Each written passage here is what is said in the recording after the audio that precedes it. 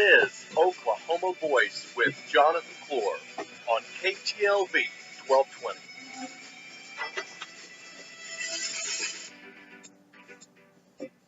Good evening, everyone. I'm Jonathan Clour. Thank you so much for tuning in to Oklahoma Voice.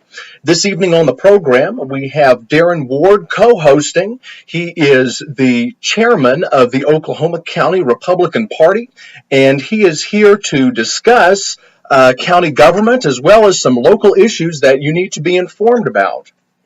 Tomorrow night, we will have attorneys Ashley Forrester and Colin Rocket on the program to give us an update on the OSU homecoming parade tragedy, which killed 4 victims and injured dozens, as well as them providing us some legal analysis on the case. You do not want to miss this informative segment. And folks, I also want to remind you the different ways that you can tune into our program. First, you can listen to us live over the air on station 1220 AM. Second, you can listen through the internet on your computer, smartphone, or tablet by live streaming at ktlv.com. Simply go to ktlv.com and click on the live streaming audio button. Third, you can hear our program on the TuneIn Radio app. Simply download TuneIn Radio from the App Store on your smartphone or tablet, and once downloaded, enter KTLV into the selection bar to find our station. And fourth, you can catch any of our shows that you might have missed on my YouTube channel. Go to youtube.com and enter Oklahoma Voice with Jonathan Clour. That's Jonathan Clour, spelled C-L-O-U-R. Daren, thank you so much for joining us tonight. Good evening, Jonathan. How are you today? Hey, I'm doing well. It's a little bit chilly out, and just trying to get our last-minute Christmas stuff taken care of. Have you done your Christmas shopping yet? I have not even started. I did buy myself my Christmas present. I got that a Black Friday deal, but as for everybody else, they're still at the store and waiting to be found. All right, I see. Again, folks, I have Oklahoma County GOP Chairman with us, Daren Ward. Daren, would you tell us a little bit about your background and where you come from? Well, don't hold it against me, but I was born in Arkansas. We have a large family that stretches from West Texas all the way out to West Virginia. And I grew up in Northwest Arkansas and fell in love with Oklahoma. We came over here a lot when I was a kid. We would bring cattle to Yukon. Out there, I have a lot of family, Butch Ward and that family out there. We come over and visit. And in the late 2000s, or late 90s, early 2000s, I moved over here to Oklahoma City. Wow. Arkansas is a great place to grow up. It is. It's a beautiful state.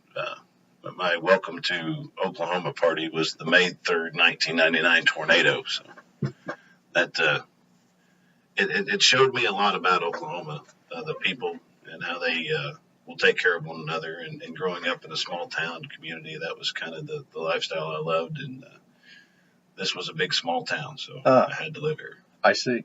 You know, I've got my grandfather has a little cabin out off I'd say not too far away from Mena, Arkansas, in the little town of Board Camp. And I don't know if you've ever heard of that. No, I haven't heard of that one. Yeah, it is probably, I would say, 25 minutes, 30 minutes outside of Mena, Arkansas. Okay. And it's so beautiful. Our family tries to go out there once a year, and it's a little cabin sitting off by a little creek. And, you're just secluded in, big, tall, beautiful trees. And, it's beautiful to see nature just untouched. Right. Just about down there around Tushmingo in that area, I had experienced the Blue River for the first time this year. And that reminded me a lot of Arkansas, clear water and the hills and the old growth trees, and trout fishing down there, too, for this year. I'm going to have to go down and check out that. Are you a fisherman? Love it. Love fly fishing. Oh, wow. Gotta get those trout. Excellent. Tell us a little bit about your career. My career has been very different. It constantly changes. Right after high school, I went to work for Walmart as a manager trainee. Opened the very first supercenter in Springdale, Arkansas. And worked there for about a year. And Walmart had acquired McLean Distribution. And I moved on from Walmart to McLean and worked there for a little while. And then I decided to go to work for PepsiCo. Sold Pepsi for a while. And then I moved from there to Miller Distribution. And this was mid-90s. A lot of the corporate things, I was like, these things drive me crazy. So I went to business for myself. I became an auctioneer, of all things, and did that for 15 years. Met a lot of great people, got to see a lot of wonderful places. Learned a lot of things, and through that, I met some gentlemen that had a bullion company, bullion with gold and diamond investing. And I took a position with them, worked my way up to CFO. Spent a couple of years on that, and got tired of traveling, decided to stay home in Oklahoma and opened a contracting business. And that's where I am today. Wow. Well, it hasn't been a straight shot, it looks like. No. It's taken a few curves. Yeah. And I had no idea you were a skilled auctioneer.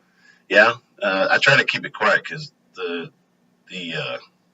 always hit you up, the charities and things like that. They're like, hey, we have a dinner. We need an auctioneer. It's like, oh, okay. Oh, and we just said it over the air. Yeah. So you're going to be getting some calls tonight, I bet, for some Christmas auctions. Actually, I had done a couple last weekend. And did you? Yeah. It's good. It's a good cause. And you like it when you see that your fruits of your labor is going for good causes and kids are getting presents that they normally wouldn't. So I'm always in on anything like that. Well, definitely. Are there any charities locally that you like to focus on, or do you think that has some good outreach? I love the Salvation Army.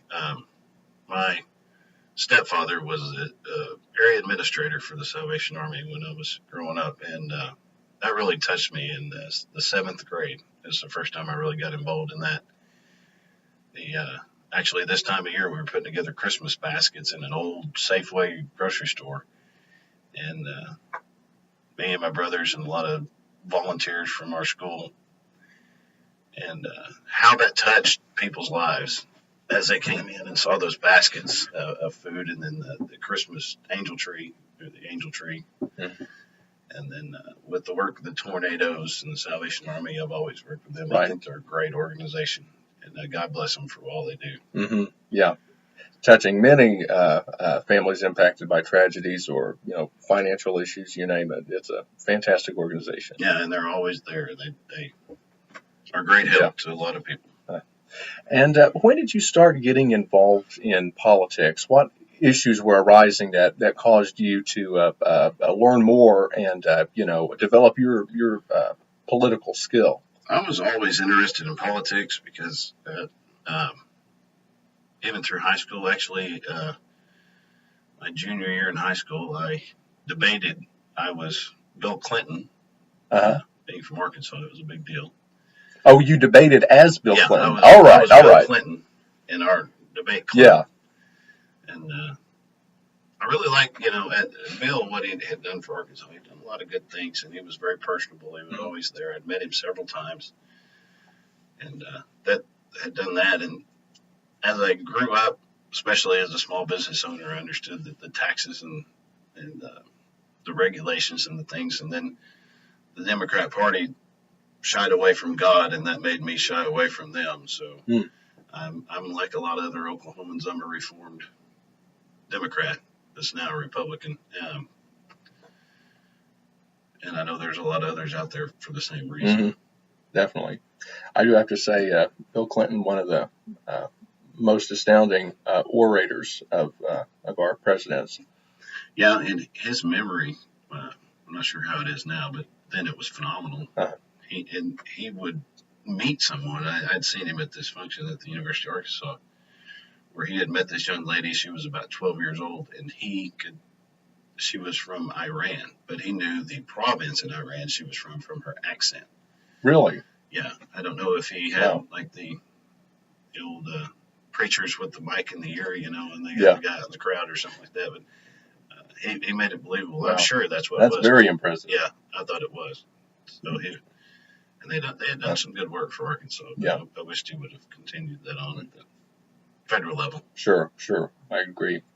There was one speech that he was giving, and it's got tons of views on YouTube, and he was of course reading from the teleprompter, but folks wouldn't know it. He's good enough; you can't tell he's reading from the teleprompter. But then all of a sudden, the teleprompter just goes black, and he just rolls through it so smoothly, and it's just like it never did go out.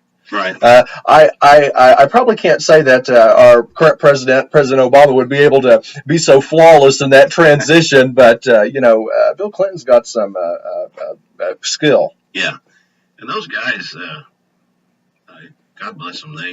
It's tough when you've got all the lights and the cameras are on you, and everybody's looking at you, and you're standing in a room, and what am I? Everybody's looking to you to say something, right? To deliver something, and right. We had held our first press conference on a hot topic earlier this year, and I had to make the long walk across the Capitol parking lot. Felt like I was going to the gallows. Oh, wow. And then when we walked in and all the lights flipped on, my heart sank, and I had to rely on God to help me through it. And, without him, none of this would be possible. But that one there really got me. We made it through. Good. Yeah, people don't realize the intense pressure that those folks have to go through, or the experience that you went through, and people's expectation is just so radically high. If you're in that position, and it makes it so tough on you as an individual who's trying to serve and deliver. But when that expectation is so high, sometimes the only place to go is down. Yeah, exactly. And people have that high level of expectation because that's what they've seen and been accustomed to. They don't know that this is your first time, or they don't know you may not be experienced. Or most politicians, most people that are within the party are just normal, everyday people that all they want is to raise a family, make a living, be safe, and rely on their faith and move on. Keep the controversy aside, but when the controversial issues come, and then their leadership is important, but they're just everyday people, just like me and you. Yeah, and folks don't realize that. I was visiting with a guy. He serves one of our local tribes as a legislator, and he's a young man. He might be in his late 20s, but he was telling me, he said, Jonathan, I don't even get a pat on the back. All you get is gripes, and they look at you like you're from another planet. All of that is definitely thankless positions. Yes. Not many people are telling you thank you. Sure will tell you about all of their problems. Sure they will. And that's why it takes a certain kind of person to hold that, position of leadership, because it truly is tough. It is. And the owner of this, radio station, he used to serve in the Oklahoma legislature back in I believe the 60s and the 70s, and he served several terms, and he said, Jonathan, it got to the point where I just got so tired of all the crud, and I just couldn't take it anymore, and I just decided to leave.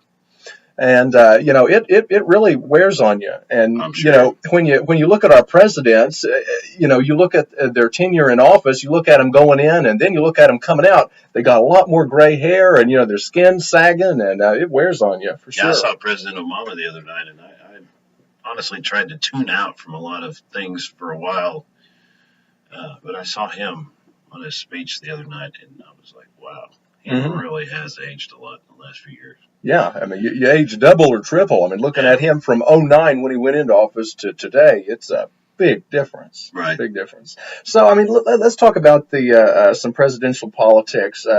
We've been witnessing all of the GOP debates, and, this week in Las Vegas, we had the 5th GOP debate where we had, I think, around 14 contenders, perhaps 5 or so on the lower tier, and then the top tier candidates all debated. And Trump, he's been really sweeping. He's had huge margins, and we've seen Ted Cruz come up and actually rank higher than Dr. Carson, Dr. Ben Carson. I'm looking at all these candidates. They're diverse. They're different. In your opinion, what is the perfect makeup of the ideal presidential candidate? What does the nation need in a GOP candidate and a prospective president? Well, they need a decisive leader, a strong leader right now, whom of the candidates. That is, it's for the electorate to decide. But I could take bits and pieces of each one of those people on the stage and form it into a perfect candidate. But there's no perfect candidate out there. I know everybody has their ups and downs and pros and cons, but as of now, Trump's leading. Dr. Carson, we did the straw poll at the county fair, and it was very up and down at who was leading. Ultimately, Trump won it, but there were a lot of Carson supporters out there, a lot of Cruz, Carly Fiorina's, Marco Rubio's, has a lot of people that want them for their reasons. But we have to have a strong leader. It's like the book of Revelations is being unfolded in front of us right now. And if you're a believer in the Bible, there's nothing we can do to stop that. But we can sure protect ourselves and our families and our country the best we can in that. And then we need a strong, godly leader to push us through, I feel. You know, under President Obama's leadership, I feel that some of our presence, or perhaps I should say a lot of our presence, has been lost in the Middle East in terms of respect, in terms of, showing them a good, solid front. I feel that our next president needs to really hold their own in the Middle East. Oh, absolutely. The culture of the Middle East, you got to understand, and a lot of people do, but that's a tribal culture. Really brings the same dog-eat-dog world to life. That is a lot of the areas are kill or be killed, strongest survive. They take advantage of the situation. They'll just go out and steal it. It's a brutal world. But then there's also some areas of the Middle East that are just beautiful. When you go and ask somebody about Iran, what's your first thing about Iran? Well, it's this big old sandy place with some oil derricks everywhere. Well, no, really. Iran's a gorgeous country, and they've got some hospitable people. Yes, and the Iranian people. Look, everyone that I've met that has immigrated here are just the best of the best. I mean, they have big hearts. They're very open. They're kind, humble, and respectful people. I wish their leaders were like them. But that's why they're here, because they came here for a better life, because their leaders there, right, the way they are. But a lot of those mentalities, they don't understand anything other than brute force and strength. Right. You will obey, or there's consequences, and it's tough. Yeah. That's a tough world stage when you have so many people. Now China's getting involved, Russia's involved, the war in Syria. Now France is extremely involved, which now brings NATO into it. South American countries are signing here and there, and it's a scary thing. A lot of merchandise goes through there. The world's oil. Thank God the United States has come up in oil production lately, so we don't have to rely so heavily on them. But there's a lot of those things that are just scary, and we need a strong leader to go in there and take care of business. Right. And, some folks are looking to Donald Trump to be that leader because they believe that he will hold his own, that he's going to get these folks back in the right places, these different leaders in the Middle East, perhaps Russia, and Donald Trump, he said, he's going to really lay it down to China in terms of business and, pumping more money into our nation opposed to, outsourcing to these different nations. But then, on the flip side, there's a group of people that will say, and even in the GOP, they will say that, we're afraid Donald Trump will get up there, be too aggressive, and say all of the wrong things at the wrong time, and, kind of start World War III. What's your take on that? I think World War III is going to start whether Trump's president or I'm president. Yeah, that's a good point. It's coming. Yeah. But he brings some valid points that a lot of Americans have been thinking for a long time. And he has the courage to say them. And courageous leadership is hard to find these days in any aspect of politics. He's not beholden to anyone. A lot of people respect that. He's made himself a lot of money, and he's a very smart man. He's crass. Mm-hmm. That's obvious. That's right. Says what some people say are the wrong thing, but I think it's the right thing he's saying the wrong way.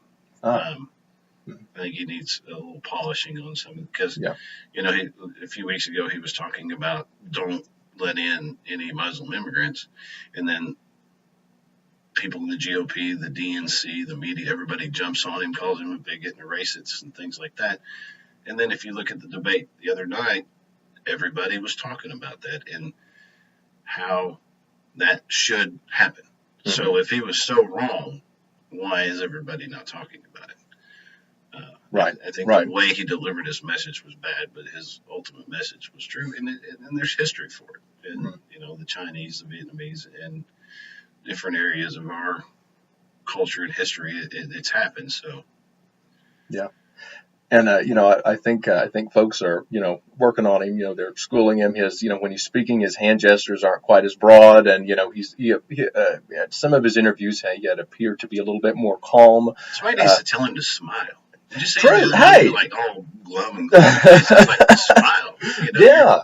I hadn't even paid any attention to that. It's true. Yeah. He's just kind of got, he's kind of got that duck face, that he'll do. And he'll pooch out those lips and, about like when he's trying to tell somebody, you're fired. Yeah. Exactly. He kind of maintains that demeanor and that look.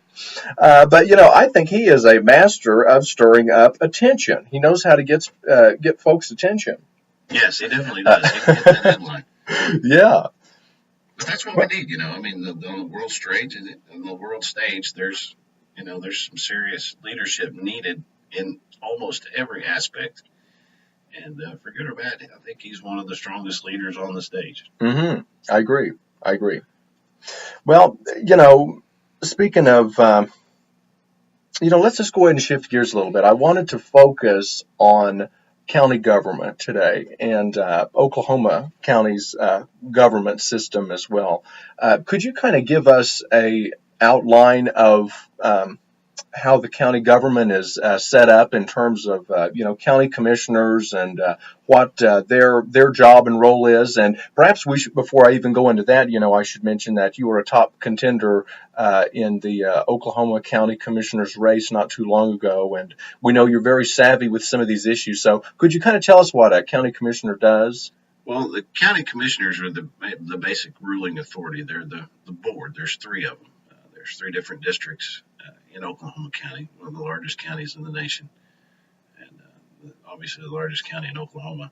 But those three commissioners basically run the county. They have districts that they maintain themselves, which is their roads and their bridges and schools and things like that. The charges of the day-to-day operations of the county commissioners, and then they oversee and approve the budget for the sheriff's department, the jail, the county courthouse, and all county-owned properties and some schools and things like that. So it's a big task, and with a county this size, it's a big job. Right. And we have a lot of problems. I'm sure most people know about the jail and all of the stuff that's going on with that. I mean, it started back in the 90s when it opened, and then right away a guy escaped. And it just seems like it's been a blight on Oklahoma County ever since. A few years ago, the Department of Justice, the federal Department of Justice, came in and said, fix this stuff or we're going to take you over. And the Board of County Commissioners, and along with Sheriff Wetzel, they worked really hard at getting a lot of that stuff done.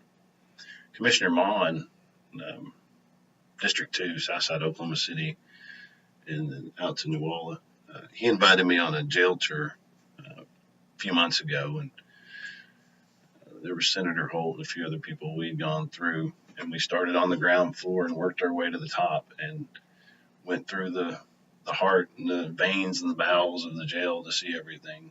And it's amazing the amount of inmates that are in and out of that every day and that they're actually able to be taken care of.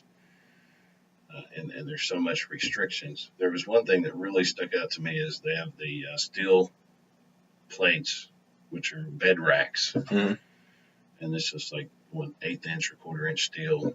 and then they set a mattress on it. Well, there are holes in it for air and obviously for water, liquid to run through. They're about the size of a quarter on there. And now they're having to, because of Department of Justice regulations, they have to close these holes. So Really? they're spending hundreds of thousands of dollars retrofitting these beds because of regulations. And that's another thing that just cripples local governments, small business people, and things like that, are these burdensome, nonsensical regulations. I mean, why in the world is it a problem to have a quarter-size hole in the bottom of in a piece of steel where a bed mat lays? Mm-hmm. You know, but for some reason, the powers that be decided that that's a problem, so now they got to do away with it. Well, and what the county didn't budget for that, so where's this going to come from? Mm-hmm. So is the county jail still in a mess? I mean, are they on a path that they can meet these standards and stay reasonably within a certain budget without going over? The budget climbs every day. It just becomes more and more expensive to house these prisoners. We've lost our federal prisoners. They moved them to I think they come out of Chickasha now, but that was a few $1 million a year that now Oklahoma County doesn't have in its budget because we can't take care of federal prisoners because of the conditions of the jail. Now, with the state budget crisis, the state Department of Corrections pulling a lot of the state prisoners out of county jails, and then that's another few $1 million out of the county budget every year because of budget shortfalls and regulations and things like that. Yeah. The jail's in a pretty bad way. They're looking at different options, looking at fixes. Do we build a new one? And then if we build a new one, how big does it need to be? Can we work with the legislature on some sentencing guidelines and things like that and try to get these people back on the street and a productive citizen instead of sitting behind the bars of the county jail? Commissioner Mon came up with a great program that's really taken off, the Shine program. I don't know if you've heard about that. Yes. They're doing good things. And I promise you, these people that are in that would much rather spend a few days a week out raking leaves, taking off graffiti, trimming trees, hedges or whatever, than they would be sitting in an 8x10 cell or however big they are. Definitely. Yeah, he's done a fantastic job with that, and the places that these Shine Project crews have gone have just been completely transformed. And there was an area around, I believe, the Flats area, the Mulligan Flats area, they used to call that. It's north of Stockyards. And they had stumbled across a patch of trees, and there was just a bunch of brush all through there. Well, you couldn't see past the tree line, but and by the way, this is one of the most impoverished areas in Oklahoma City. And once they cleared out this brush and they got through the tree line, they saw that there had been numerous homeless people living behind the trees, and they had set up tents. They had just rigged all kinds of things, and this was like a little camp to them. Yep. And we've got these places throughout, Oklahoma County that folks don't even know about, and it can pose a hazard to our communities. But I really like it because he has found a way to take bad situations, people that owe community service, people that are sentenced or something like that. He has found a way to somewhat leverage this and to give back to the county. And I think we need more programs like this. Absolutely.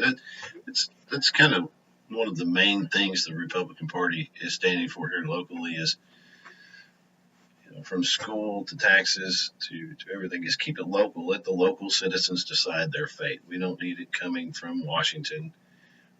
We can stand it a little better if it comes from 23rd and Lincoln, but we really like it to come from our county or our city. And the more local we can keep it, because you know what's going on in your neighborhood in Yukon, and I know what my neighborhood in Bethany and what's best for them. And that is who should be governing those areas. and he's done a great job of a double-edged sword fix. It frees up the county jail. It lets these people be productive, gives them a sense of accomplishment, and then as well, it takes burden off of the county jail. So all the way around, that's a win-win-win. Definitely. We need more smart leadership like that.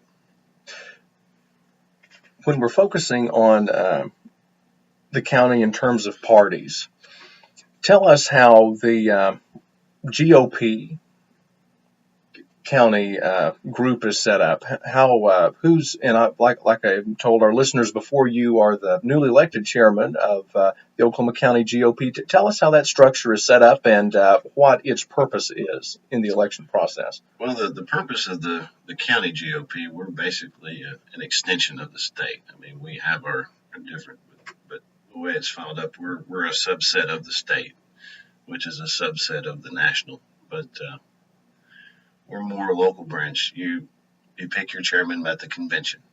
Whomever decides to run will present themselves at the convention. Someone will nominate them. Someone will second, and then whoever receives the obviously majority plus of the votes is elected. And then at that time, you instantly take over. You're the new chairman. Also, there's a vice chairman that's elected.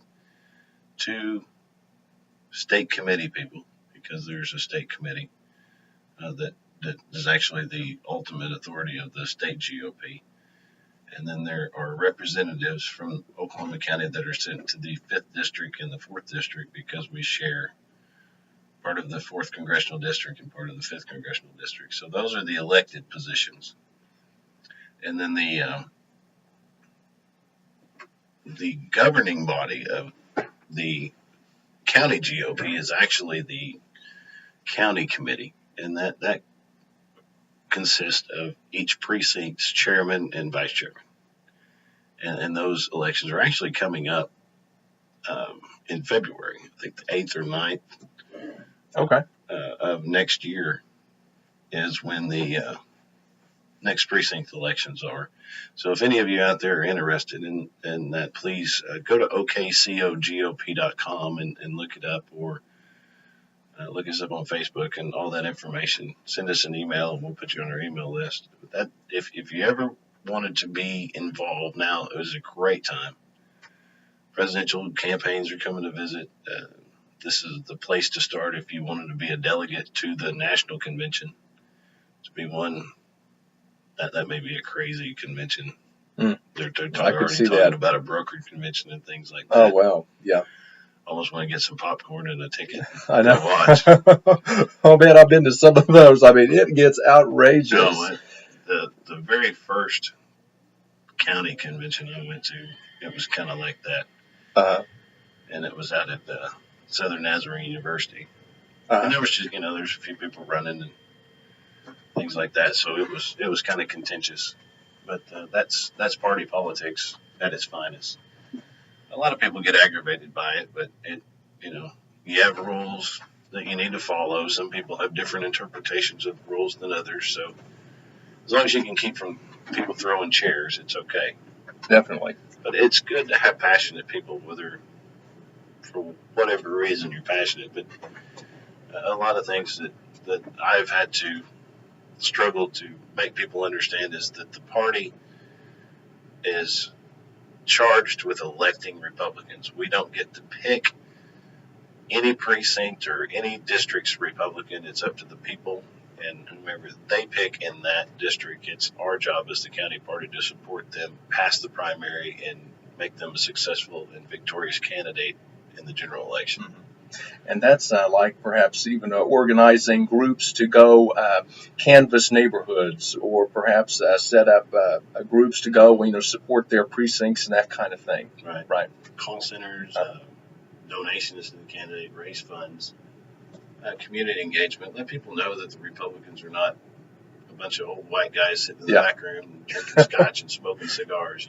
Definitely. I've been involved for 6 years, and served on the state committee, I've served on the platform committee, and gone to every state and county convention.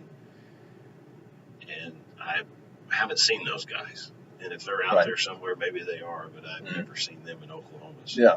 And, there's a little bit of a misconception here. And, once you actually start socializing with the GOP and you go to perhaps a Young Republicans group meeting or you go to a county group meeting, you're going to see that it's not like the stereotype that folks think. No. And, this year we've had a momentous year in our state GOP because we have 2 females elected to the top positions in the GOP. Pam Pollard is chairwoman, and our vice chairwoman is Estela Hernandez.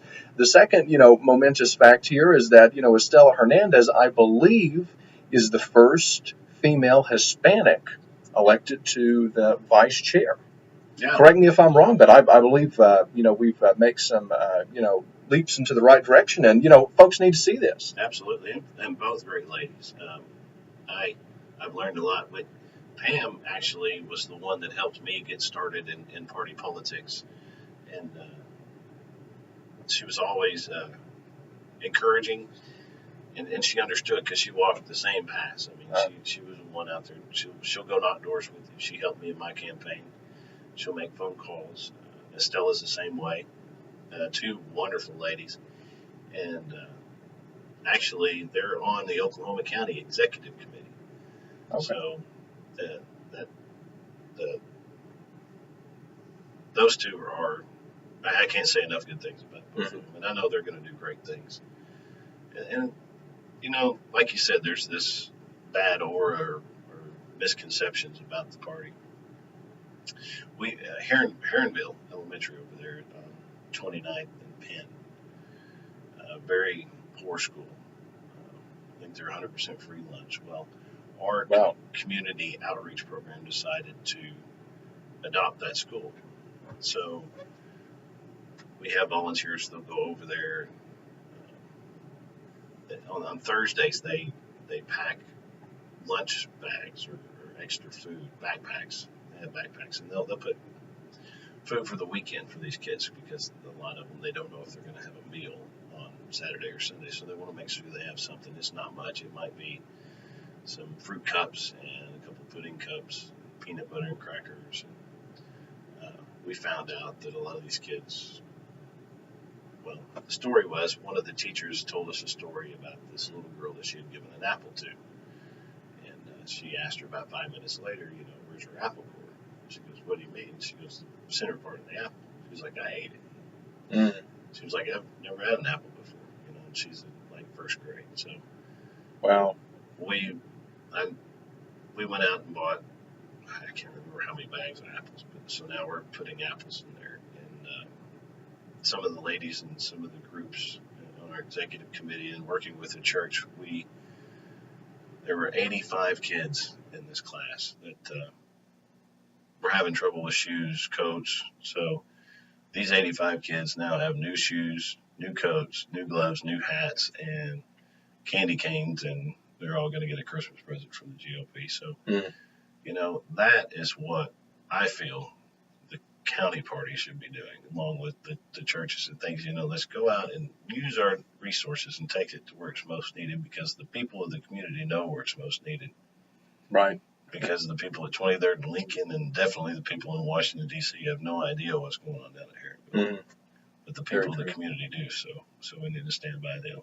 Yeah, and I think, no matter which side of the aisle you're on or which side, whether left or right, you can find truth in that. And, you can pat someone on the back for that. When they were delivering the coats, I went down there, and I just sat with the kids. And I was like I was today. I'm a contractor, so we're just work clothes. And I sat down with them and started talking to them. This one little girl, she asked me, she said, "Are you from the government?" And I said, "No." I said, "We're from the county party." And she goes, "What's that?" So I explained it to her a little bit. She was real interested in the thankfulness and the excitement in their eyes, which is wonderful. But this one little group, there were 6 kids, and I don't know, this lady that has these kids, bless her heart, she has 6 kids in 4 grades, and one set of twins, and all under 11. I don't know how she worked this one out, but we know she was busy doing something. Right. But bright kids.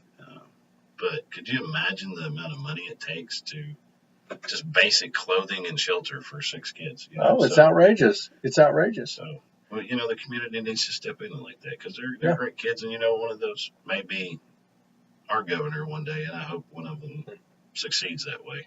And then that's our job to push to the next generation and help them out, get them started. Yes.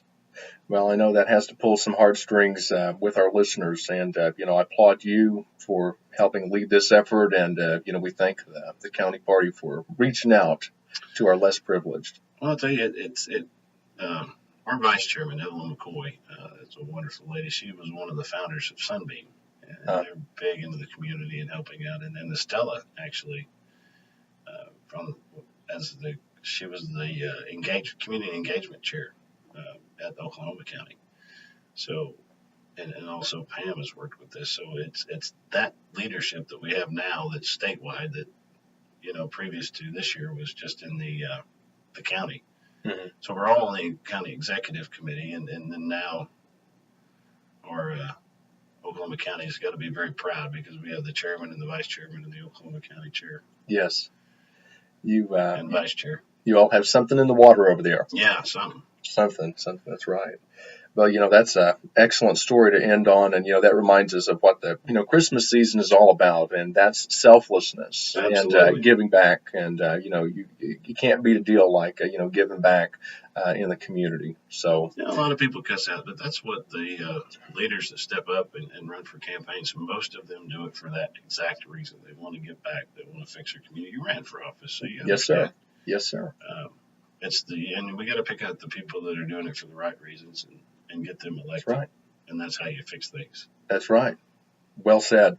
Are there any more events that you need to tell us about in the last minute that we have on air that's happening in the OKGOP? Absolutely. We have some great things coming up. In February, we have Chris Bronto, and he was one of the people from the CIA annex that was on the ground in Benghazi. He's written a book, and they have a movie coming out, 13 Hours to Benghazi.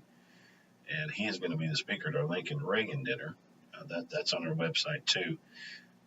Your precinct meetings are coming up, county convention, state convention, and then the national convention.